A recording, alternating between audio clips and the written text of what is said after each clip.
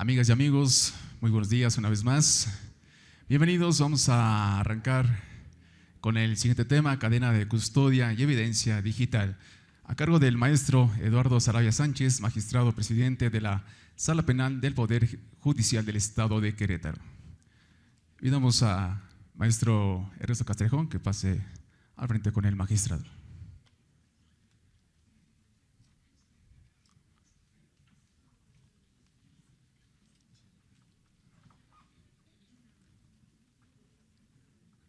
Muy buenos días a todos y a todas.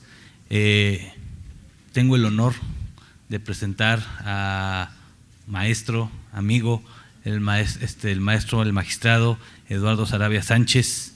Viene del Tribunal Superior de Justicia, presidente de la Sala Penal. El día de hoy nos hablará de cadena de custodia y evidencia digital. Comentaba con él antes de hacer la presentación que pareciera que es un tema pues ya digerido, ya que todos hablamos de eso, pero ya cuando se vuelven justamente temas digitales, nosotros lo veíamos aquí con la Policía Cibernética, con la unidad de análisis, ya los lineamientos, ya las cosas cambian un poquito y pareciera que lo sabemos, pero bueno, todo esto ya cambia. Entonces, pues el día de hoy el magistrado, con toda su experiencia, nos va a hablar de este tema. Esperemos que sea del gusto de todos, sobre todo que lo aprovechen al momento de hacer las preguntas de la ronda de preguntas y respuestas, para que pues bueno, no nos quedemos con ninguna duda. Magistrado, pues le agradezco mucho y ahorita ya nos harán la presentación formal. Muchísimas gracias a todos, muy buen día. Muchas gracias. Eduardo Sarabia Sánchez es licenciado en Derecho por la Universidad Autónoma de Querétaro, con especialidad en Administración de Justicia en el Instituto de Especialización Judicial de Querétaro y maestría en Derecho Penal en la Universidad Cuauhtémoc. Ha participado en congresos, talleres, cursos, diplomados, todos ellos en temas relacionados en el derecho. En el área docente ha sido profesor en licenciatura y posgrado en diversas instituciones académicas. Ha impartido conferencias, cursos, talleres, seminarios, diplomados en diversas instituciones públicas y privadas, así como en distintas asociaciones y colegios de abogados. Actualmente es magistrado presidente de la Sala Penal del Tribunal Superior de Justicia del Estado de Querétaro.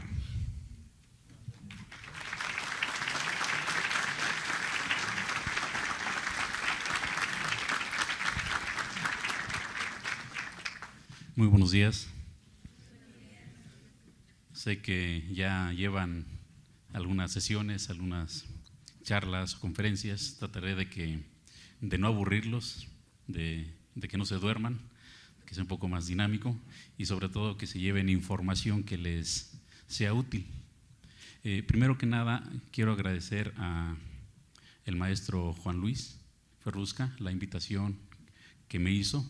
Para mí, ya hace un tiempo que no doy clases, conferencias, concentrado absolutamente en la actividad jurisdiccional, pero me parece que esta es una oportunidad de, más que de enseñar y de transmitir información, es de aprendizaje. Cuando uno habla acá enfrente o cuando uno pretende compartir información, en realidad no enseña, más bien uno aprende.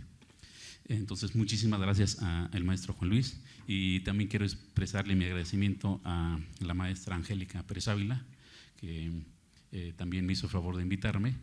Ella fue mi maestra, ella fue una de mis guías, senseis, cuando yo estuve iniciando estas actividades. Algunos de ustedes son estudiantes. Yo cuando estudiaba la Facultad de Derecho, tercer año, llegué a un juzgado a aprender qué es lo que podía aterrizar lo que yo aprendía teóricamente en la práctica. Y una de mis maestras fue la licenciada Angélica Pérez Ávila, que es la que hizo favor de enseñarme. Hubo momentos de desvelo, de mucho trabajo y sí era un poco enérgica, pero valió la pena. Entonces, muchas gracias, maestra. Bueno,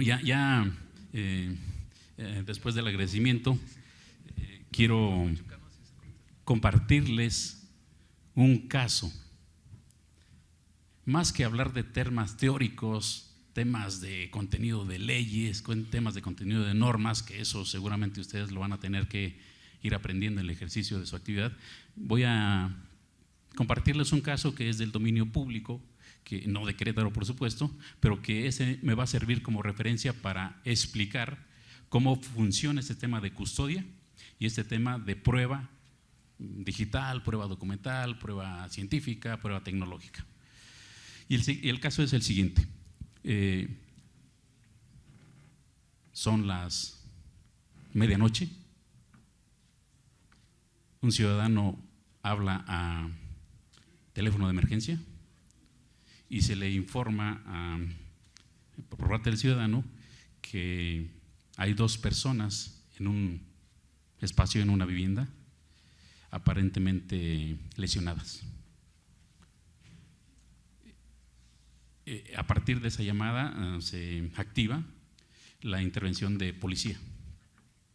Policía llega al lugar donde se le informó que hay aparentemente estas 2 víctimas de lesiones, no sabe si están vivas o muertas, y lo que encuentran en el lugar es que al ingreso de ese espacio físico hay sangre en el pasillo de entrada, en el patio por fuera, hay sangre en el patio, en las paredes, encuentran una gorra, encuentran un guante y encuentran el cuerpo de una mujer con lesiones en su cuerpo y el cuerpo de un hombre con lesiones en su cuerpo. La intervención de los elementos de seguridad son los primeros que llegan al lugar. En ese momento, estoy hablando de hace algunos años, es de cuidar el lugar. Ahora le llaman preservar. Cuidar ese espacio. A las 12 de la noche no hay transeúntes, no hay público, solamente los elementos que llegan a ese lugar. Y agentes de policía, agentes investigadores, toman muestras de líquido hemático, sangre, que se encuentra en ese espacio físico, tanto en la pared, en el suelo, en barandales y por supuesto en las prendas que ahí se encuentran y en los cuerpos. Saben que en ese lugar vive una persona que es muy conocida de ese espacio físico. Saben que estas personas que se encuentran en ese lugar tienen una relación directa con una persona que conoce todo el mundo en ese espacio físico, y lo que hacen es uno de los policías dirigirse a su domicilio para expresarle que su esposa, su pareja está sin vida en ese lugar. 1 de la mañana llega a su domicilio, que está a 20 minutos de ese lugar, toca el timbre, no abre, se ven las luces encendidas y como nadie abre, decide brincarse la barda y cuando se salta la barda encuentra un guante y encuentra un vehículo, observa que el vehículo al parecer tiene una mancha hemática, el guante tiene una mancha hemática. Este policía toma estos elementos materiales y hace todo este proceso de investigación. Este es el mismo policía que también tomó muestras de material hemático en aquel lugar. Finalmente se sigue la investigación, buscan a la persona se encuentra en otro lugar, que había viajado en un vía aérea a otro lugar, le comunican lo que sucedió, la persona regresa, es entrevistado, acepta que le hagan pruebas para saber cuál es su perfil genético y emite algunas declaraciones. Aparentemente todo, las pruebas que se realizaron respecto del material genético identifican que el perfil genético de parte de la sangre que se localizó en ese lugar corresponde al perfil genético del sujeto, que la sangre que se localizó en ese lugar también tiene correspondencia. Un guante se encontró en ese lugar de los hechos y otro guante se encontró en el domicilio. Entonces pareciera que toda esta información Hay una grabación de que previamente la mujer había hablado al 911 unos días anteriores de que era víctima de agresión física por parte de su pareja. Entonces todo esto parecería indicar que el sujeto que es pareja de esta persona es quien probablemente cometió ese hecho delictivo. Finalmente, en el juicio, este juicio es en Estados Unidos, se absuelve a la persona. Y se absuelve a la persona medularmente por dos razones. La defensa aportó o interrogó al policía y le preguntó si él había adoptado medidas para la toma de muestras. Y dijo, sí, me coloqué guantes. Y entonces, al tomar la muestra de líquido hemático o de sangre que se encontraba en las paredes, en el suelo, en los barandales, utilizó guantes. Y es el mismo que también fue y levantó el material que localizó en el otro domicilio. Y le preguntan, ¿pero usted cada que embaló o que tomó una muestra se cambió los guantes? Y dice no. Y entonces ahí que se produjo una duda respecto a si existió una posible contaminación de cuando tomó esta muestra de esta sangre con la muestra que tomó de esta otra sangre y con la muestra que tomó de esta sangre con los mismos guantes. Entonces produjo una duda o una inquietud sobre la certeza, sobre la verosimilitud, sobre la credibilidad de esa posible contaminación. Eso por un lado. Por otro lado, el guante que se localizó en el domicilio, cuando en el juicio se le pidió al sujeto que lo utilizara, que se lo colocara, sus manos eran de un jugador de fútbol americano, entonces eran de un tamaño grande, de manera que los guantes eran sumamente pequeños y al quererlos colocárselos, no entraron, quedaron por fuera. Seguramente ya han escuchado este caso, es el caso de O.J. Simpson. Véanlo, se puede consultar en forma electrónica en portales de internet. ¿Por qué les platico este caso? Toda actividad que realice un servidor público en ejercicio de sus funciones, policías, peritos, criminólogos, no solamente en la escena, sino en temas digitales, en temas de acceso a información, de aparatos de telefonía, de equipos de cómputo, tienen que cuidar la actuación que realicen. Y para esto es sumamente relevante la cadena de custodia. Al policía se le cuestionó sobre si él tenía una predisposición en contra de las personas de color y él afirmó que no. Y en el juicio se probó que él en sus actividades había realizado expresiones verbales en el sentido, en ese tiempo había una pugna entre temas de discriminación de personas de color y él lo había expresado y había grabaciones y entonces él se había realizado expresiones denostativas en contra de personas de color. Y entonces parecería que la defensa dio a entender que él fue y cuando saltó a la barda pudo contaminar el lugar con el líquido hemático y haber depositado el guante. Más allá de cuál haya sido la verdad, cuál ha sido la realidad de lo que ocurrió, la consecuencia del resultado de la decisión de absolución fue medularmente por el cuidado que se tomó o no en la toma de muestras en la cadena de custodia. Esto trasciende en la actividad que desarrollamos porque cuando ocurre un hecho delictivo o un posible hecho delictivo, es sumamente importante la función de las policías, de las personas que intervienen directamente, tienen el primer contacto con el lugar donde ocurre un suceso. Adelantándome un poquito al tema de prueba tecnológica, si un policía, si un elemento de seguridad tiene conocimiento de un hecho delictivo y localiza en el lugar un aparato de telefonía celular o incluso dice que la persona que se encontraba ahí le dijo: ten, te lo entrego, le pedí autorización y me dijo que me lo daba voluntariamente. Hay que tener cuidado con el manejo de este equipo, tanto para recolectarlo, para resguardarlo y ponerlo a disposición de la autoridad. En la práctica ocurre que el policía dice: bueno, yo quiero saber si aquí hay información relevante y me puede ser útil en este momento. Y voy a ver de primera mano el email.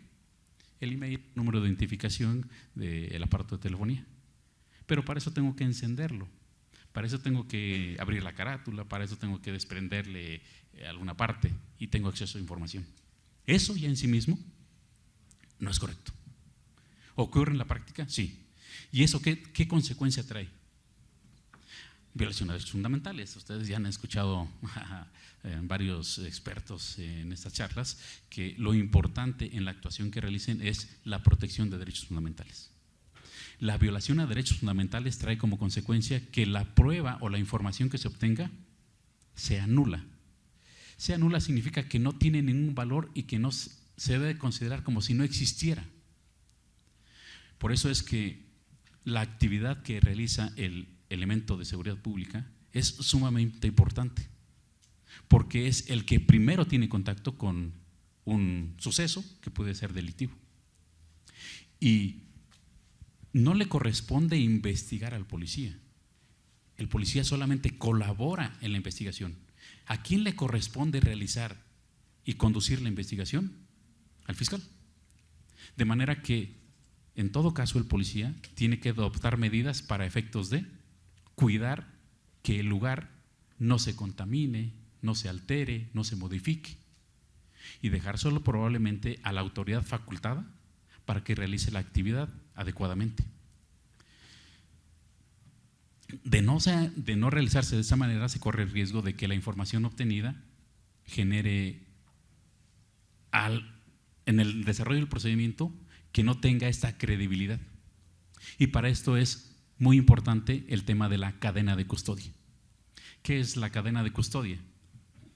La cadena de custodia es un método, una serie de pasos diseñado por el legislador con el propósito de darle credibilidad y fiabilidad a un elemento material, un vestigio, un indicio que se haya localizado en el lugar del hecho. Ustedes están muy jóvenes, pero hace muchos años, cuando ocurría un hecho delictivo, encontraban un arma y el policía investigador, el ministerial, el municipal, el estatal o el ciudadano tomaba el arma con la mano. Y si estaba, valga la expresión, y si no tenían dónde guardarla, pues la guardaba en donde tuviera acceso. Se la enviaba al fiscal, el Ministerio Público en ese tiempo, y la recobraban con las manos. Recibíamos nosotros en juzgados armas de fuego y el personal encargado de recibir esto lo recibía con las manos. Y todo el mundo dice: mira este tipo de arma, mira, era algo no común, pero todo el mundo tenía acceso a arma. Esto generaba no generaba credibilidad sobre si esa arma que se presentaba ante el juez efectivamente correspondía con el arma que fue localizada en el lugar. El propósito de la cadena de custodia es darle información al juez de que este mismo teléfono celular, este mismo cuchillo, machete, arma, lo que fuere, esta misma prenda con líquido hemático es la misma que se le está mostrando al juzgador. Y entonces para eso se genera este tema de cadena de custodia.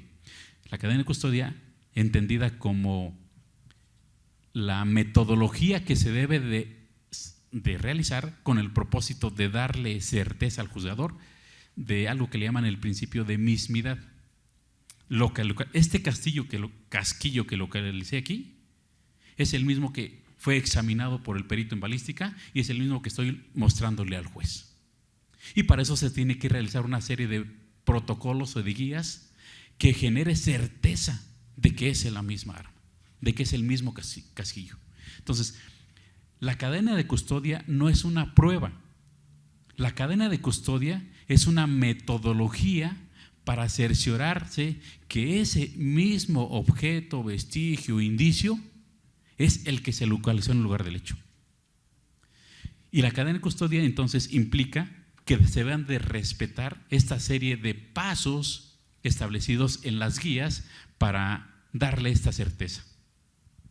En el método científico, cuando alguien quiere realizar un experimento, tiene que realizar una serie de pasos. Y se ha probado en método científico que si lo que quiero obtener es vapor, tengo que hacer un proceso físico para obtener tal resultado. Si yo no respeto este proceso, probablemente no obtenga el vapor. Entonces, en el método científico existe una serie de pasos. Igual acá.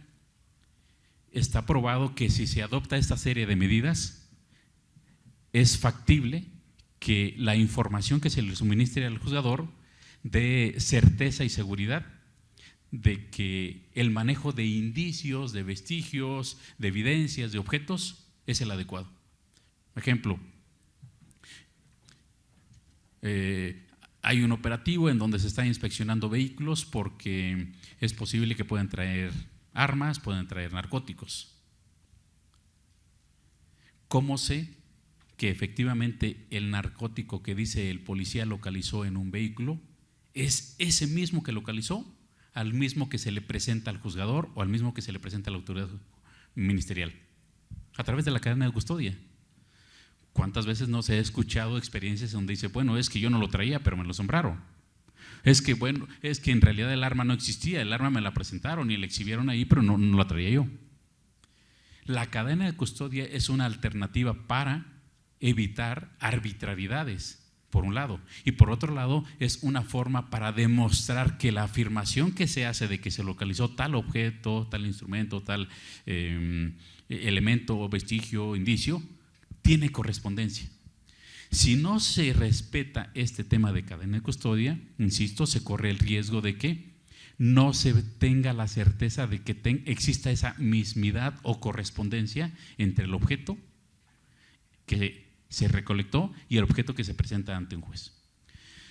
Debo precisarles que cuando ocurre un hecho delictivo y se localiza un arma, narcóticos, una prenda, esta en sí mismo va a ser una prueba, todavía no es prueba, solamente es un acto de investigación que va a adquirir el carácter de prueba cuando se presente ante el juez.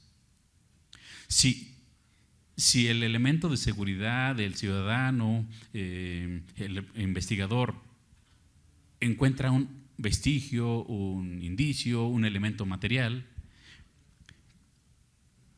mientras no se presente ante el juez, eso que se localizó no es prueba de nada. ¿Cómo se va a desahogar o incorporar esa prueba? Tengo que traer a la persona que localizó el objeto. No puedo llevar a una persona que no localizó el objeto para que me hable del objeto. En el caso que les expresaba hace un momento, en donde se localizó el cuerpo de 2 personas lesionadas, el líquido hemático, algunos objetos. Imaginen que se localiza un equipo de telefonía celular. Ese equipo de telefonía celular, imaginemos que tiene llamadas, tiene mensajes, tiene registros. Para acceder a él, el policía no puede unilateralmente encenderlo, abrirlo, ver su contenido. ¿Por qué? Porque se corre el riesgo de afectar el derecho de inviolabilidad de comunicación privada. Y esto mismo ocurre con correos electrónicos.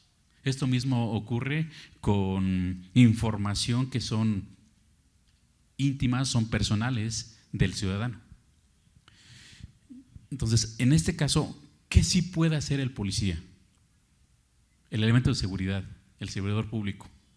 Lo que puede hacer es realizar el aseguramiento. Hay un hecho delictivo, verifico que ahí hay un arma, que hay un teléfono celular, que hay un equipo de cómputo. Lo que voy a asegurar es el objeto, pero no voy a ver su contenido. Si en determinado momento la autoridad ministerial considera que es conveniente, que es necesario saber cuál es el contenido, deberá recurrir ante el juzgador, la autoridad facultada, para que le otorgue la facultad, para que le permita el acceso al contenido. Si no se realiza de esta manera, insisto, la consecuencia es que esa prueba no tenga validez.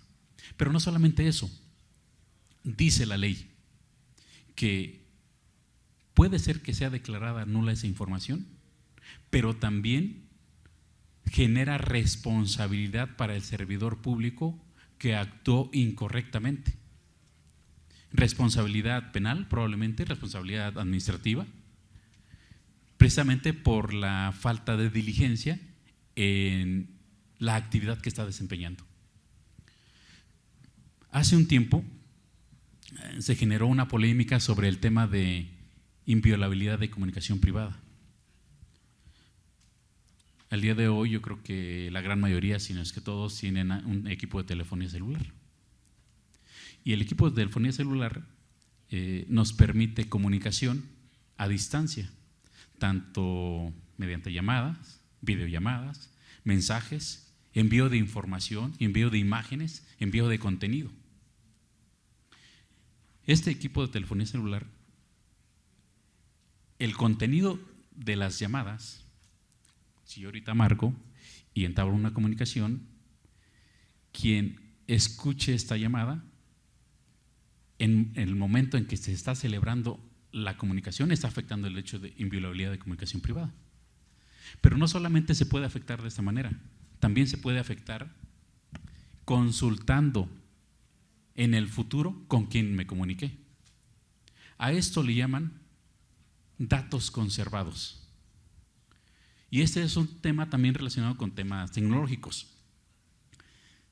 Si el día de hoy ustedes quisieran saber, o Fiscalía quisiera saber con quién tuvieron comunicación hoy ustedes, tiene que pedir autorización de un juez. Pero quiere saber con quién tuvieron comunicación hace un mes. Es posible que las compañías que les brindan el servicio a ustedes, Telmex, AT&T, todas estas compañías, tengan el registro de todas las llamadas que han realizado. Sí. ¿Tienen el contenido de los mensajes? Sí. ¿El contenido de las imágenes? Sí. ¿El contenido de los textos? Sí. ¿Ustedes pueden consultarlo? No. ¿Pueden pedir autorización? Sí. Y si el juez lo autoriza, podrán acceder al contenido. Pero no solamente eso. El día de hoy podríamos preguntarle a una empresa de telecomunicaciones que nos diga: hace 15 días, ¿en qué espacios físicos estuvieron ustedes? ¿Qué antenas de telefonía les estuvieron brindando servicios? Y si ustedes estuvieron aquí a las 8 de la mañana hace 15 días y mandaron mensajes, recibieron mensajes, llamadas, información, tecnológicamente se va a demostrar que estuvieron en este espacio físico, porque la señal satelital no puede equivocarse. Esa información que se pretendiera obtener no significa que estén ustedes escuchando la llamada en sí misma. No significa que estén escuchando directamente el contenido de la llamada, pero sí están pidiendo información relacionada con la comunicación que ustedes tuvieron. Dicen los criterios de los órganos jurisdiccionales a nivel federal que la comunicación privada es tanto la comunicación directa e inmediata que se realiza, como toda aquella información relacionada con esa comunicación. De tal manera que si lo que se pretende investigar o saber es en dónde estuvieron, con quién tuvieron comunicación, qué antenas les brindaron servicio, dicen las autoridades que esto es parte de la comunicación privada. Y para tener acceso a esa información se necesita pedir la autorización de la autoridad jurisdiccional. Entonces, cuando se trate de pretender tener acceso a prueba electrónica, tecnológica, lo más importante en primer lugar es el aseguramiento. Si alguien interviene como autoridad en un hecho en donde el ciudadano les brinda el equipo de telefonía, la computadora, lo más que se puede hacer es resguardarlo, asegurarlo, y que sea la autoridad ministerial la que realice las gestiones tendientes a conocer su contenido. Hay excepciones a través de las cuales no hay inviolabilidad de comunicación privada cuando hay un consentimiento de quien está realizando la comunicación. El tema es que esa autorización tiene que quedar registrada. No basta con que el elemento de policía diga, bueno, es que yo perseguí un vehículo porque iba en exceso de velocidad, no hizo caso a la orden de detención, lo alcancé, lo intercepté, le pedí que se descendiera y le dije, ¿me autoriza voluntariamente prestarme su equipo de telefonía? Y él me dijo que sí. ¿Me autoriza consultar el contenido de las llamadas que hay allí o el contenido de la información? Me dijo que sí. Si eso ocurre, se corre el riesgo de que la persona diga, bueno, es que en realidad nunca di mi consentimiento. Y aquí es un tema de prueba.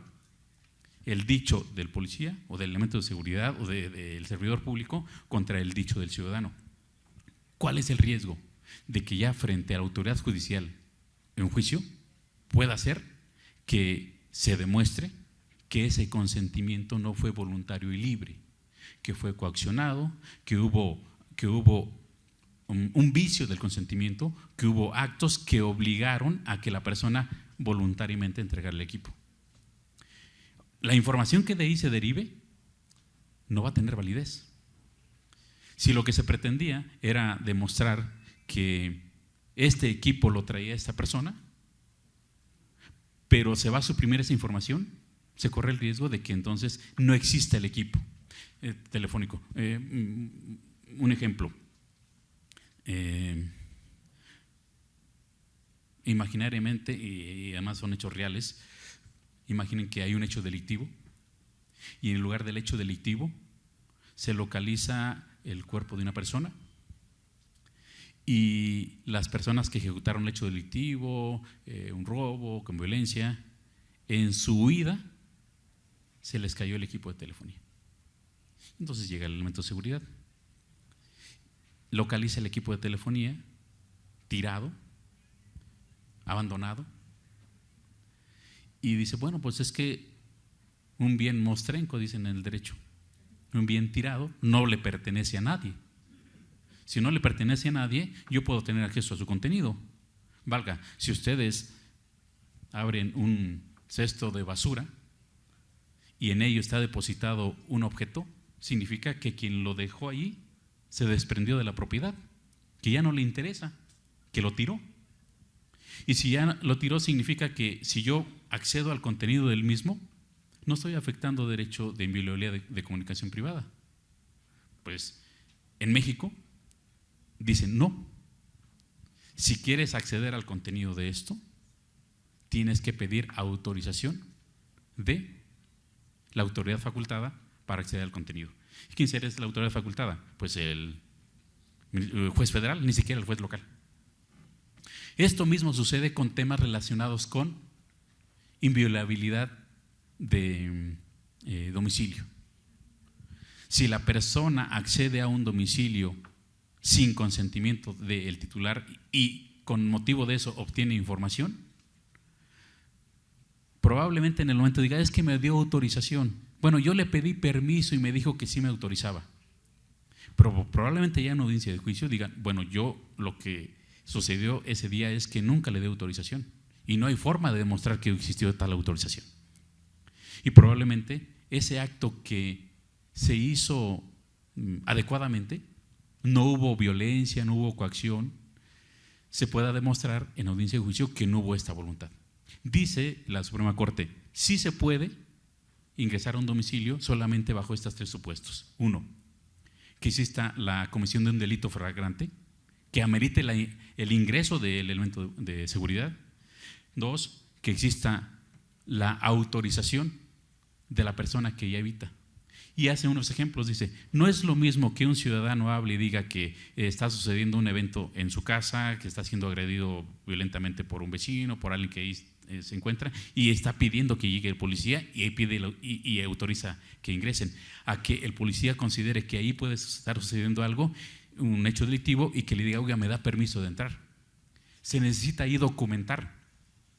Esto se relaciona con el tema de cadena de custodia porque tiene que haber un registro de todos los actos que se realizan. El tema de cadena de custodia es importante porque la cadena de custodia, dice la ley, que es un sistema de control y registro. Todo lo que hagan tiene que registrarse. Tiene que haber un registro de cada actividad que se realiza. Y este sistema de control y registro se aplica a evidencias, se aplica a instrumentos, productos o instrumentos del delito, a evidencia. Y esta evidencia, para que se considere como prueba, se necesita que no sea alterada, que no sea modificada, que no sea destruida. Les platicaba yo hace un momento de este caso de O.J. Simpson, en donde la falta de diligencia generó falta de certeza y fiabilidad de si había contaminación de la sangre que se recopiló aquí, con esta sangre que se recolectó acá, y con la sangre que se recolectó en el guante, y con la sangre que se localizó en otro domicilio. Entonces, evitar que se destruya, evitar que se altere o evitar que se modifique. ¿Desde cuándo se debe realizar el tema de la cadena de custodia? Desde que se localiza el objeto. En las audiencias de juicio, en la realidad ocurre de que muchas veces los abogados defensores están interrogando de forma muy insistente al policía sobre si tiene conocimiento, sobre el acordonamiento, sobre el aseguramiento, sobre el cuidado del lugar del hecho. Entonces, lo importante en este caso es que la persona realice una protección del lugar.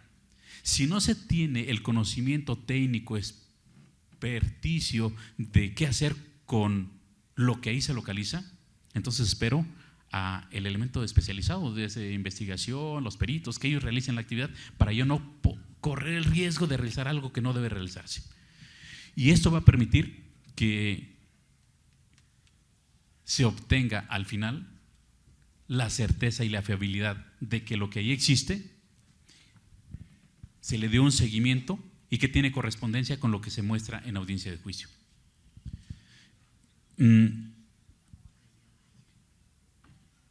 Cuando hablamos de prueba digital, en el derecho penal, no propiamente es una prueba digital, en realidad es una prueba documental. Si alguien quiere acceder a un correo electrónico, si alguien quiere tener un registro de información electrónica, de información que se suministra de forma electrónica, sí tiene que haber una cadena de custodia en el sentido de que la información que yo obtuve de que tal perfil de Facebook, de Twitter, yo la localicé de forma pública, tiene que tener correspondencia con la que yo le suministro al juzgador. Cabe precisar que tratándose de algunos temas como Facebook, sí se puede, por parte de elementos de seguridad, acceder a estas redes sociales porque son públicas. Incluso cuando alguien decide ingresar a estas redes sociales, firma un documento que ya está de formato en donde acepta que cualquier persona puede acceder al contenido de esa información.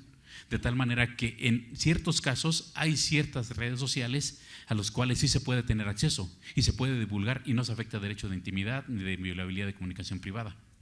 Solamente en aquellos casos en donde no sea público es necesario la intervención de autoridad judicial. Por ejemplo, pensemos en alguien de aquí que tiene su equipo de telefonía y su pareja, su esposa, su mamá, su papá quiere saber el contenido de la información, no podría, no debería. El resguardo del derecho de inviolabilidad de comunicación privada aplica tanto a autoridades como a particulares. Y si alguien pretende acceder al contenido hay incluso la comisión de un delito, más allá de violación de derechos fundamentales. Por eso es importante tener presente que, tratándose de prueba documental o digital, siempre el elemento del servidor público debe de cuidar y respetar derechos fundamentales que atañen medularmente con derecho de inviolabilidad de comunicaciones privadas, derecho de inviolabilidad de domicilio, derecho a la intimidad, derecho al honor. Son este grupo de derechos fundamentales que hay que cuidar. En materia de cadena de custodia, existen guías, existen lineamientos normativos. No nos alcanzaría a hablar de esos temas, de qué actividad tienen que realizar, cuál es el contenido de cada una de estas actividades. Lo importante en este caso y que quiero compartirles es que cada actuación que realicen en relación a prueba documental, prueba digital, tienen que cuidar que no afecte derechos fundamentales. Sé que ya son, creo que las 12, no sé a qué horas esté programado. Con esto yo concluiría parte de la… Quiero compartirles, si existiera alguna inquietud o duda, con toda confianza. Muchas gracias, magistrado. Vamos a la sesión de preguntas. Nada más los invitamos a que levanten la mano.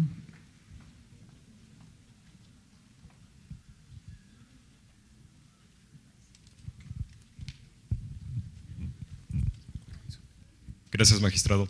Si en un asunto penal la víctima o ofendido aporta como elemento de prueba un celular en el que tuvo comunicación con el presunto responsable, quien está señalado como imputado, se corre el riesgo de que al investigar el fiscal el contenido que aportó a la misma víctima o ofendido, ¿exista la violabilidad de comunicación privada?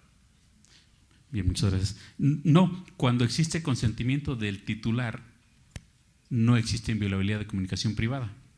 Mire, en la práctica ocurre, un ejemplo, una víctima de extorsión, una víctima de secuestro, que recibe llamadas telefónicas para extorsionar, para secuestro, para pago de rescate.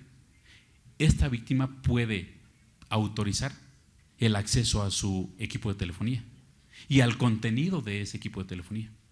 Derivado de esto, seguramente habrá el registro de 3 números de llamada, 3 números telefónicos con los cuales tuvo comunicación, de la extorsión, de la negociación para la liberación.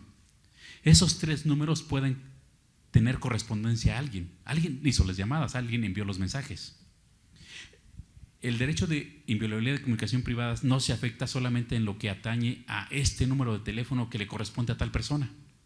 Si la autoridad ya quisiera saber a quién le corresponden esos otros números, quién los adquirió, a nombre de quién están, qué nombres dio, qué identificaciones proporcionó cuando se adquirieron, si es que existen, respecto de esos 3 números de teléfono, la autoridad sí requiere la autorización judicial. Se viola la inviolabilidad de comunicación privada si la persona dice, mira, aquí está el contenido de los textos de los mensajes donde la amenazan, donde le piden cierta cantidad y él o ella es una parte interlocutora de esos mensajes, ahí no se afecta. Si la autoridad necesita saber de dónde son esos números, qué antenas le proporcionaron servicio a esos 3 números, dónde se encontraba ubicada esa persona cuando mandó los mensajes, cuando hizo las llamadas, quién los adquirió, qué documentación proporcionó, para eso sí se necesita la autorización de una autoridad judicial. Hay ocasiones en que lo que se quiere investigar es si esos números de teléfono están relacionados con un perfil, por ejemplo, de Facebook. Y para eso se necesita autorización. En ese caso no, porque ustedes pueden públicamente acceder en la red social y decir, este número de teléfono está relacionado con un número de Facebook. Y hay criterios de la Suprema Corte, por lo menos en países aislados, que dicen, tratándose de Facebook, si yo quiero saber a nombre de Juan Pérez Martínez existe, qué perfiles existen, cuáles son las imágenes, y quiero saber si esa imagen tiene correspondencia con la persona que físicamente la víctima puede identificar, ¿se viola un derecho fundamental? No se viola un derecho fundamental, en estos casos concretos. Pero si yo lo que quiero es acceder a un correo electrónico en donde el contenido hay una imagen, y esa imagen quiero saber si la que ahí aparece corresponde a la posible persona que cometió el hecho delictivo, ahí sí requiero autorización, porque esta no es pública. Para acceder a un correo electrónico necesito un password, necesito una serie de claves para acceder al contenido, pero para acceder a Facebook probablemente no necesito nada. Entonces, no sé si con esto de respuesta, si la persona autoriza de su teléfono que se hagan las inspecciones correspondientes, las que sean necesarias, no hay inviolabilidad. Nada más que para esto, si es necesario que exista la autorización documentada. 1. 2. Que exista cadena de custodia. Si yo se lo entregué al elemento de policía, desde el momento en que lo registra y lo recibe, tiene que realizar todos los actos inherentes a la cadena de custodia para que no digan, bueno, es que en realidad no se lo entregó a la víctima. Un ejemplo, hubo un caso de una violación en donde la persona, una víctima, una mujer, fue agredida sexualmente. Sucede el hecho y llega a su domicilio. Después de esa agresión sexual, pues lo que quiere es bañarse, asearse, recibir atención especializada, expresarse a los familiares. Y la persona, después de que expresa todo esto, llega a la agencia del Ministerio Público y denuncia la agresión sexual. 3 días después la mamá reacciona y dice, la pantaleta se la quitó y quedó ahí y no reparé que podría traer información.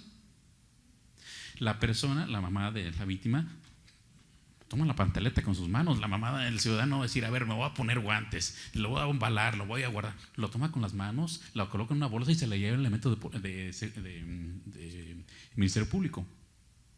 Y el elemento del Ministerio Público, a partir de que la recibe, tiene que realizar este tema de cadena de custodia. Decía el defensor, no, aquí hubo una alteración. ¿Por qué? Porque la mamá pudo haberla modificado, alterado, y entonces se infringió la cadena de custodia. Y si se infringió la cadena de custodia, no debe tener valor lo que ahí arroje.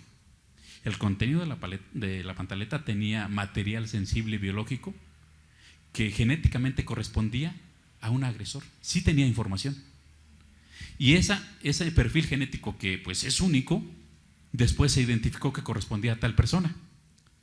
Es decir, existía identidad entre el material biológico que se localizó en la pantaleta con el perfil genético de una persona particular. ¿Qué hizo la defensa? Yo no voy a discutir el tema de si existe o no correspondencia. Decía, yo lo que quiero plantearle al juzgador es que se violó la cadena de custodia porque la víctima no tomó las medidas para que no se contaminara. No, por favor. La cadena de custodia implica que se tenga la certeza que esa pantaleta que la madre de la víctima depositó en una bolsa y se la entregó al fiscal es la misma que hoy se está exhibiendo y es la misma que fue examinada por el experto en genética. Digo, ya me sale un poquito del tema, pero cuando hay autorización solamente hay que documentarla y que esa documentación quede perfectamente plasmada. Ejemplo, si alguien, esta es un arma de fuego y la localiza en un lugar, se la entregan al policía, cada que alguien tenga acceso a esta arma de fuego, tiene que dejar registro de que tuvo acceso a ella, qué actividad realizó sobre ella y la tiene que volver a resguardar y firmar y sellar de que queda resguardada.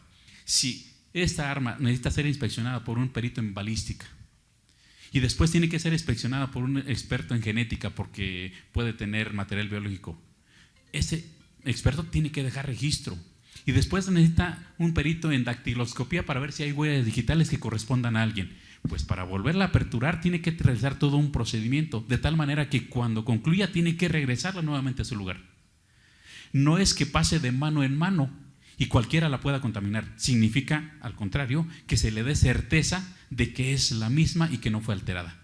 Si antes de que llegara a la autoridad investigadora pasó por manos, bueno, eso es otro aspecto que será materia de prueba. Y esto que ocurre con pruebas materiales, ocurre con pruebas digitales. Miren, cuando alguien quiere tener acceso a una prueba digital o tecnológica, en donde dicen, bueno, es que aquí hay una publicación en Twitter, en Telegram, en TikTok, lo que van a llevar allá no es propiamente la información que está aquí. Van a imprimirla, van a reproducirla. Pero entonces tiene que demostrar que esta impresión de esta imagen, de este mensaje que se publicó, tiene correspondencia con la que físicamente existe aquí. O a menos que lleven el equipo y digan, aquí está, y entonces ya hay una apreciación directa del contenido. Y si no se lleva esa, porque no es necesario que se lleve, y llevo una imagen o una copia del video que encontré en tal lugar, tiene que haber una cadena de custodia de que es aquella misma imagen. Ocurre en la práctica de que dicen, bueno, es que ocurrió un hecho delictivo y preguntamos a vecinos que tenían cámaras, videocámaras de vigilancia al exterior de su domicilio. Bueno, yo tengo que tener la certeza de que esa videograbación es la misma de esa cámara de este ciudadano que le autorizó tener acceso al contenido, porque puede también suceder que exista una edición que se puede editar la información, y ahora más con este tema de inteligencia artificial. Lo que importa es que exista mismidad, correspondencia. Es factible que sea creíble. Si se genera duda, es factible que no genere esta credibilidad. Gracias. Inquietudes. Y nos vamos con otra pregunta. Adelante. Normalmente las dudas surgen ya cuando estamos en audiencia. Normalmente los problemas surgen cuando ya estamos en interrogatorios, en desahogo de pruebas. Normalmente ahí es donde dicen, ¿qué hago? ¿Y cómo le hago? ¿Y qué respondo? Yo hace un tiempo dejé de dar clases, mucho tiempo di clases en escuelas, licenciaturas, posgrado, y yo observaba que las personas, abogados, no preguntaban. Pero después, cuando yo ya estaba en audiencia, mucho tiempo fui juez antes de estar acá, los abogados quisieran preguntar, pero ya no pueden. Esa es la realidad. Entonces, si hubiera más inquietudes, y si no, muchísimas gracias por su atención. Muchas gracias, maestro. Eduardo Sarabia Sánchez, magistrado presidente de la Sala Penal del Poder Judicial del Estado de Querétaro, con la ponencia Cadena de Custodia y Evidencia Digital. ¿Alguien más que guste hacer otra pregunta al magistrado? Bueno, no sé si entraría dentro del tema de evidencia digital. En el caso de que haya una persona que está siendo buscada por ciertos delitos y si, digamos, consigue un teléfono y registra un número telefónico a su nombre, ¿es posible, o sea, que de esa manera puedan rastrear a la persona? ¿Cómo se hace ese tipo de como, no sé si algún mandato a las telefonías o algo para identificar en cuanto esta persona registra algo a su nombre, que sepan dónde está y puedan rastrearlo? Sí, muy buena pregunta por dos temas que voy a desarrollar sobre este. Suele suceder que el día de hoy alguien quiere comunicarse y le dice a su compañero, ¿me prestas tu teléfono? Voy a enviar un mensaje a través de una red social.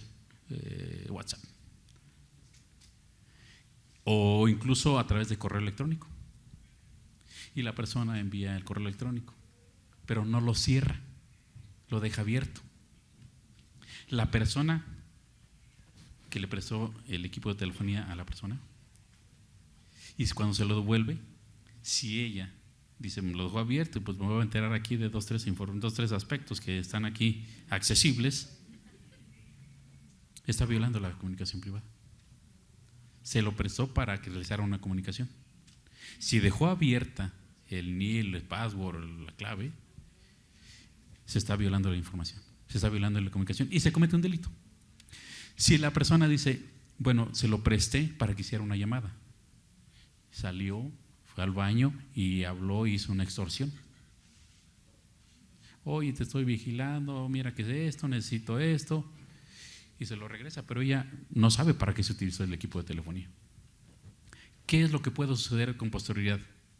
Que la compañía que presta el servicio, la compañía telefónica que presta el servicio, dentro de 1, 2, 3 meses, tenga una base de datos, vamos a decir una bitácora, un registro, y que diga, bueno, el día tal de julio del 5 de julio del 2023, este teléfono tuvo una comunicación a las 12:20. Y tuvo una comunicación estando en el interior del centro cívico, concretamente en tal posición geográfica. Y tal antena le brindó servicio. Y este equipo de telefonía está registrado a nombre de fulano de tal, dejó esta identificación, tiene tal domicilio, tiene todos estos datos. Y entonces, ¿en contra de quién se va probablemente realizar o dirigir la investigación? Es en contra de la titular. Si ella justifica que en realidad ella no hizo la llamada y se lo prestó a fulana de tal y da datos respecto de la persona, eso se va a tener que probar, allegarse información para corroborar si existe una identidad o no en la voz de la persona, si la otra persona ha tenido correspondencia o no con la que recibió la llamada, y va a investigar el otro número de teléfono que es el que recibió la llamada, y vamos, esta serie de pruebas en temas de tecnología. Se puede descubrir, por supuesto que se puede descubrir. El tema de tecnología al día de hoy es impresionante. O sea, lo que están ustedes haciendo con esto, por hablar de temas de un equipo de telefonía, de equipos de cómputo, es impresionante. La tecnología es tan importante que al día de hoy probablemente vaya a ser una de las pruebas que vayan a, uno de los elementos que permitan cumplir con el propósito de un procedimiento penal, que es esclarecer los hechos. Hace años no existía estos temas de centros de mando, C4, C5, no existía esto, no existía policía cibernética. ¿Quién iba a imaginar que era importante el tema de policía cibernética? Lectores de placas, ¿quién imagina que cuando pasa un vehículo sabe qué vehículo pasó por ahí? Según el lector de placas. Es un tema de tecnología. ¿En esto se afecta de inviolabilidad de comunicación privada o temas de derechos fundamentales? No. ¿Por qué? Porque desde el exterior, desde el público, cualquier persona puede ver un vehículo y ver el número de placa. No estoy afectando la intimidad. El día de hoy hay drones. Escuchábamos que hace unos días ocurrió un suceso de un robo en la Ciudad de México y que aparentemente las personas que fueron involucradas, que están aparentemente relacionadas, estuvo 24 horas los drones vigilando un determinado lugar por la ubicación geográfica de los vehículos que aparentemente intervinieron. Y estuvo el dron no arriba, sino a cierta distancia, observando un lugar y corroborando si existía identidad o no, similitud o no en las personas, en los vehículos. Ese es tema de tecnología. ¿Está afectando algún derecho fundamental? Pues está discutible si el dron está a 1,5 kilómetros con cámaras especializadas observando el lugar. Hay cámaras que permiten ver el rostro, identificar el rostro. Hay cámaras de reconocimiento facial. Hay interconexión de sistemas informáticos entre autoridades. Hace algún tiempo que estuve en una capacitación en Puerto Rico, decían, allá hay una figura que se llama oficina probatoria. La oficina probatoria es una institución en donde si detienen a una persona, tan pronto la detienen, el policía tiene que reportar que se detuvo una persona. Hoy existe esto, el registro de detenciones, pero allá, en tanto reciben la notificación de que se detuvo a Juan Pérez, la oficina probatoria, que no corresponde a Fiscalía ni a Defensoría, sino es una oficina aparte, sabe Juan Pérez cuántos años tiene, dónde vive, según su credencial para votar, cuál es su domicilio, según el registro del IMSS en donde trabaja, según registros escolares donde estudia, según registros de juzgados cívicos, sabe qué infracciones administrativas ha cometido, o sea, tienen toda la información. Este registro o compartir información de datos que existen registrados en instituciones no infringen derechos fundamentales. Existen sistemas de tecnologías de información que permite saber si una persona fue sentenciada o no, si está detenida o no, si ha cometido infracciones administrativas, si tiene una licencia, qué domicilios dio, si está trabajando, si está registrado en el IMSS y qué datos tiene en relación a eso. Sé que me extendí un poco, pero tiene que ver con este tema de prueba tecnológica, prueba digital. Es tanto que cuando conocemos cada caso, tenemos que particularizar y analizar qué tanto grado de credibilidad, de fiabilidad tiene cada información. Si hubiera más dudas, comentarios, ya no estén de acuerdo. Buenas tardes a todos. Magistrado, sobre el tipo penal de usurpación de identidad, ocasionó un detrimento patrimonial, ya lo ocasionó. ¿Qué considera que es más apropiado del primer momento? solicitar un peritaje en informática forense o ya la intervención de la policía cibernética. Bueno, el tema de usurpación de identidad es un tema complejo porque depende de cada caso, es decir, de cómo se usurpó la identidad para cometer un fraude, para hacerse de bienes, para cometer ilícitos, para hacerse pasar por delincuencia organizada, por extorsión. O sea, cada caso va a ser el que va a permitir qué actividad tecnológica desarrollar. Es decir, si lo que dicen es que esta persona se hace pasar por fulano de tal, pero no es una usurpación de identidad que implique la subrogación en cuanto al acta de nacimiento, en cuanto a registros, pues probablemente Policía Cibernética podrá apoyar en cuanto a la tecnología que tenga acceso o el peritaje que usted dice.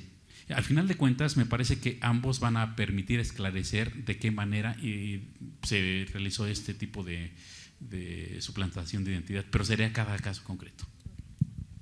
Gracias. Buenas tardes. Juan Carlos Anguiano, del C4, de la Secretaría de Seguridad Pública. Para el caso de las solicitudes por parte de las instancias como Fiscalía, en todos los casos debe de haber una cadena de custodia.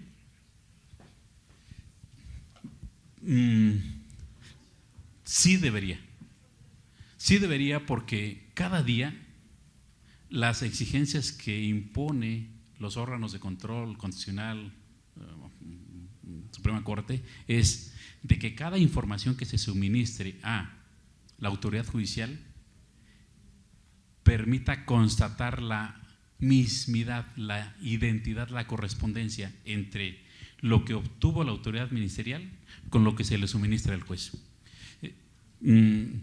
Recuerdo un caso donde tuvo intervención, creo que C4, esta unidad de inteligencia, donde ocurre un hecho delictivo en una plaza, cerca de una plaza, por acá por Santa Rosa Jauregui, y hay una cámara que se encuentra en el jardín, en el kiosco.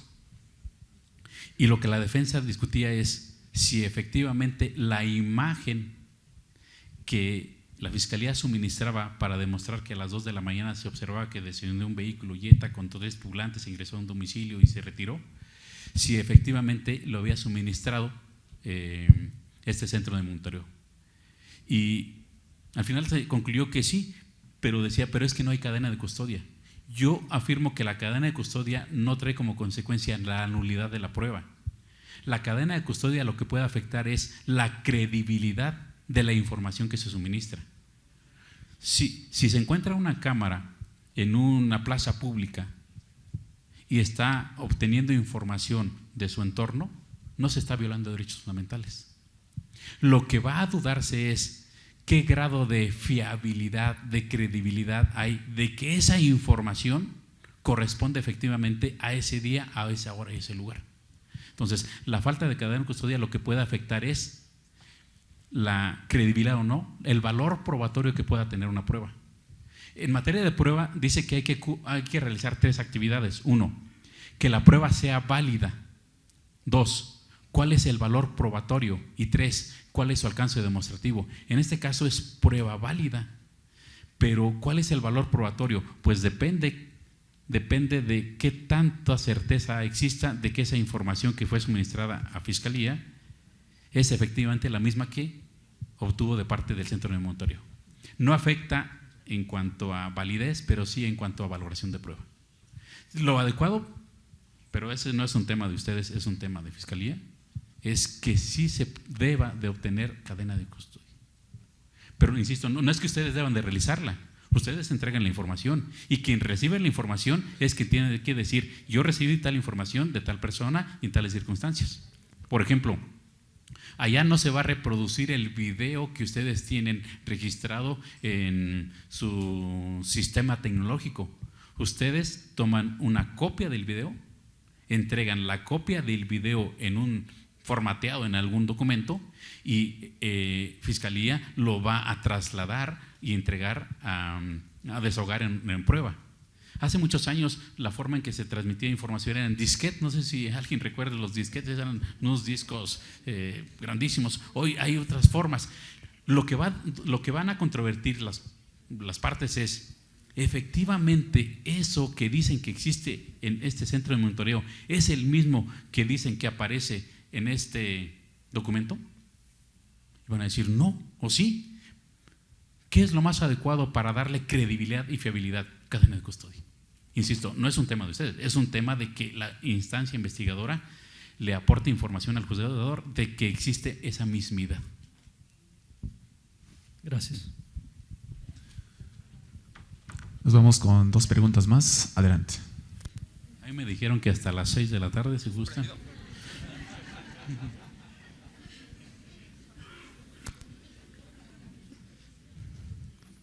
Buenas tardes, mi nombre es Ángel Rodríguez. Desarrollamos ciberpatrullaje en la Policía Cibernética.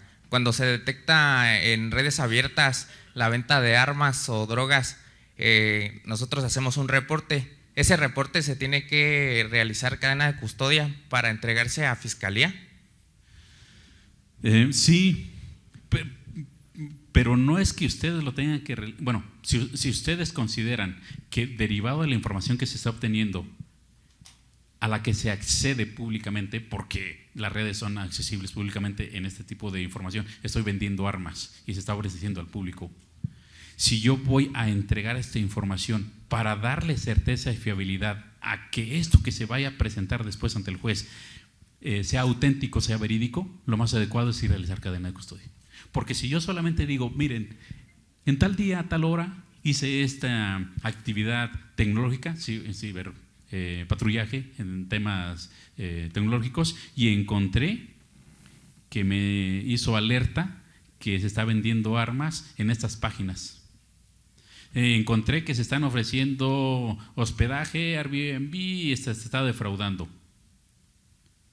Yo tengo que recabar la información y decir qué actividades realicé a efecto de cerciorarme que esto que estoy documentando puede corroborarse y comprobarse. Porque probablemente esto después, en 2 o 3 días, ya quiera acceder a la página y ya no exista.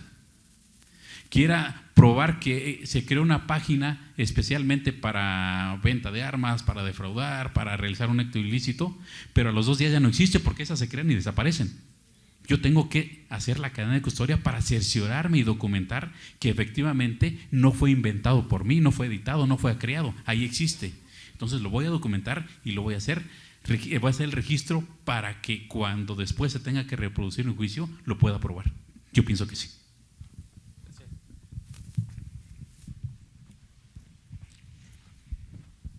Maestro, buenas tardes. Ahondando a lo que comentó el ingeniero Anguiano, somos parte del jurídico de seguridad pública. Tenemos la situación de que ellos extraen la información de los sistemas de grabación a petición de las autoridades, que nosotros realizamos la petición a través para ellos, y ellos nos entregan la información a nosotros. Ahí la situación sería quién o cómo tendremos que hacer la cadena de custodia, o si nosotros tenemos que hacer cadena de custodia. ¿Por qué? FGR está pidiéndonos cadenas de custodia, pero ¿qué es lo que pasa? Nosotros nos pasan la información, nosotros hacemos el oficio de salida porque lo enviamos a través de oficio y se entrega en las instalaciones. Ahí están solicitándole a nuestro compañero administrativo que haga la cadena de custodia. ¿Eso es correcto?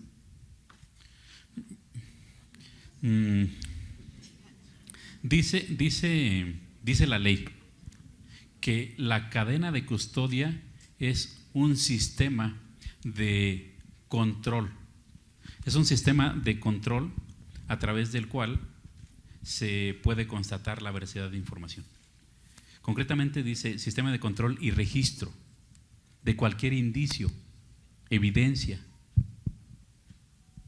que se vaya a convertir en prueba, desde su localización, descubrimiento o aportación, en el lugar de los hechos o del hallazgo, y que va a permanecer esa cadena de custodia hasta que la autoridad competente ordene su conclusión. Si derivado de la actividad que realiza el experto en informática advierte que hay cierta información que puede ser relevante, y esa información puede ser un indicio, no es propiamente un material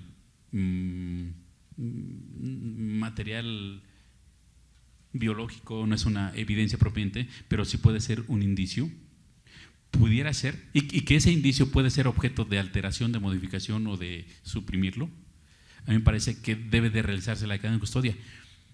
Quiero aclarar que el tema de cadena de custodia, al día de hoy solamente se piensa que la cadena de custodia es: encontré esa botella y puedo encontrar una huella dactilar y voy a hacer cadena de custodia. Encontré esta prenda y tiene líquido hemático, puede tener cabello, puede tener material biológico y hago cadena de custodia. Pero ¿qué pasa con la prueba tecnológica? Bueno, ¿cómo voy a tener la certeza de que esta imagen, de que este audio, de que este video efectivamente fue obtenido, está registrado tecnológicamente en tal registro? ¿Cómo puedo darle la certeza a la contraparte de que no fue editado? A mí me parece que a futuro lo que se va a exigir es sí tener cadena de custodia para que cuando sea sometido a valoración se tenga la certeza de que esa imagen corresponde a aquella que está resguardada en aquel lugar. ¿Quién lo debe de hacer? Si quien lo tiene en su poder es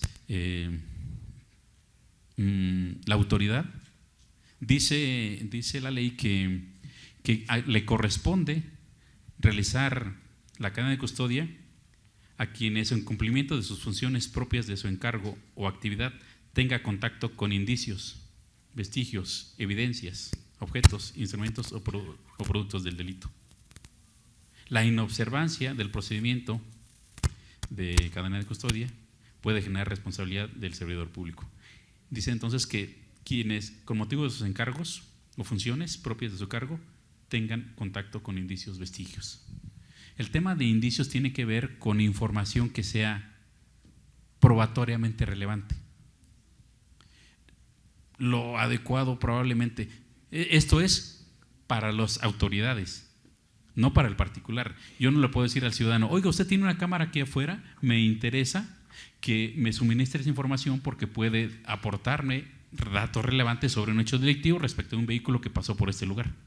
Y no le voy a decir al ciudadano, al particular, a la ama de casa, a tal persona: hágame cadena de custodia. Pero si el servidor público, con motivo de sus funciones, tiene información, creo que sí debería.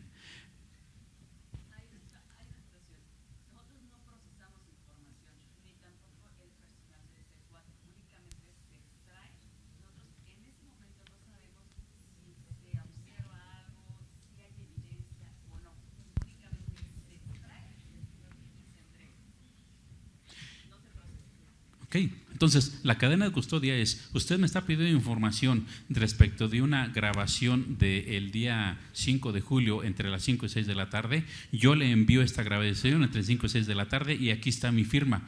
Este documento en sí mismo es aquel que va a partir a que la persona, una vez que lo revise, pueda constatar o descartar o confirmar si hay información relevante. Yo ya le entregué la información. Yo no sé si de ello se deba generar una cadena de custodia, no lo sé, porque quien la va a inspeccionar será la autoridad. Yo se la entrego y derivado de eso la persona tendrá que decir: bueno, es que sí hay información relevante, generaré.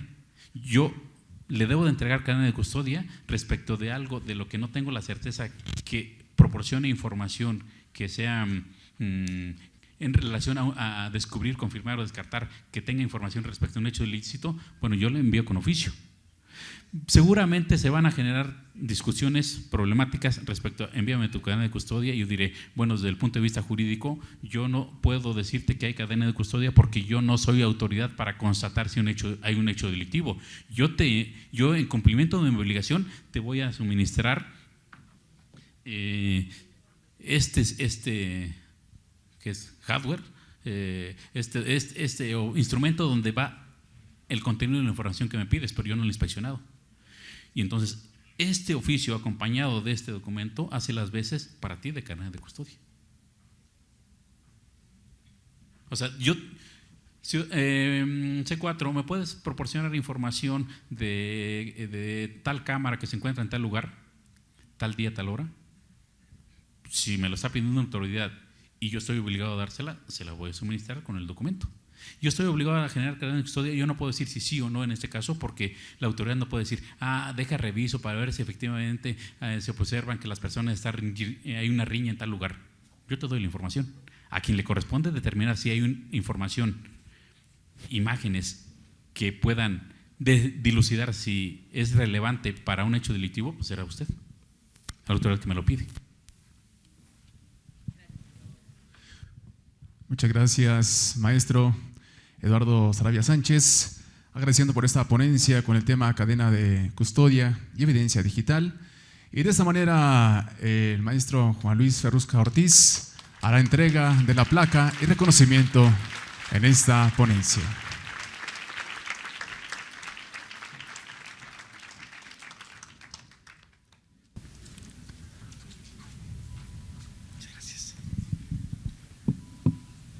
Buenas tardes a todas y todos. Bueno, pues démosle otro fuerte aplauso a nuestro invitado de honor.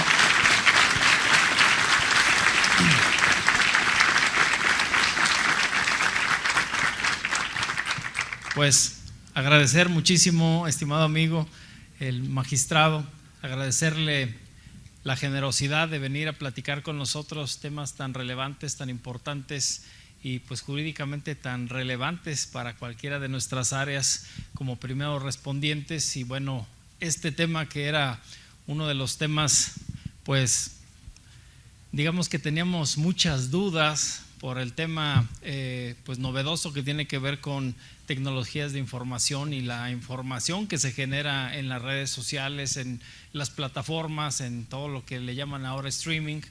Y bueno, creo que con esto ya nos quedó más que claro. Ya no se va a ir a las 6 de la tarde aquí el magistrado con tantas preguntas. Qué bueno que nos resolvió bastantes de nuestras dudas y por ello agradecer infinitamente la participación, señor magistrado. El magistrado es el presidente de la Sala Penal del Tribunal Superior de Justicia de aquí del estado de Querétaro y pues nos hizo un espacio en la agenda para venir a platicar con todos nosotros estos temas tan relevantes y que bueno, es un servidor público también muy comprometido acá en Querétaro con todo lo que hacemos en el tema de seguridad y justicia. Y por ello a mí me complace y es un gran honor poder tenerlo aquí y ser el portavoz de la Secretaría de Seguridad para entregarle este reconocimiento al maestro Eduardo Saravia Sánchez, magistrado presidente de la Sala Penal del Poder Judicial del Estado de Querétaro, por su destacada participación al acompañarnos a impartir esta conferencia en el Congreso Internacional, 25 años sirviendo y protegiendo al municipio de Querétaro. Señor magistrado, un honor, muchísimas gracias por acompañarnos, por su generosidad y bueno, pues tiene las puertas abiertas de la Secretaría cuando guste regalarnos otro espacio para seguir platicando, seguir discutiendo temas que son de mucho interés para nosotros y que gracias a su generosidad nos ayuda a poder hacer mejor nuestro trabajo día con día y también rendirle mejores resultados a la ciudadanía. Muchísimas gracias. Muchas gracias, señor secretario. Y agradecemos también la presencia del magistrado, el cual nos compartió una maravillosa y excelente ponencia. Amigas y amigos, los invitamos a permanecer en sus lugares. Le voy a robar unos minutitos. Muchísimas gracias, estimado maestro, amigo Juan Luis. Yo desde la función jurisdiccional quiero expresarle a todos los elementos de seguridad pública, a quienes trabajan en seguridad pública, que muchas veces o muchas veces no se les reconoce. Yo he visto lo que implica su función, los riesgos que implica, no solamente en temas de justicia penal, sino en la actividad diaria. Y me uno al reconocimiento, a la felicitación por estos 25 años. Algunos son muy jóvenes, algunos ya tienen más años en esta actividad. Y a veces la sociedad no vemos lo complejo que es la actividad que ustedes realizan. Yo me encanta ese tema de justicia penal, me preocupa este tema de seguridad y sé que se están realizando muchos esfuerzos. No tengo mucho por ofrecerle. Cuando me realizó la invitación, yo ya no hago actividades académicas, pero si con un poquito aporto con este diálogo, con esta charla, es una forma de decirles gracias. Gracias a tanto que hacen, que a veces no es tan visto, tan agradecido, pero yo a nombre personal les digo que hacen mucho. Sigamos haciendo mucho, sigamos mejorando en cuanto a los retos que tenemos. Sé que no es fácil, muchas veces solamente se ve lo malo pero no lo bueno.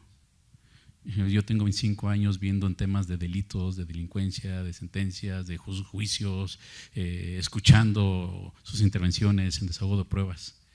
Y sé que no es sencillo, pero personalmente les digo que muchísimas felicidades y todo mi reconocimiento a todos ustedes, incluyendo al secretario.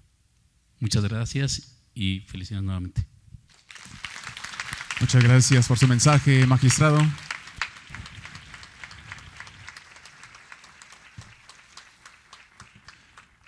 De esta manera finalizamos la tercera jornada de tecnologías de la información aplicadas a la seguridad pública.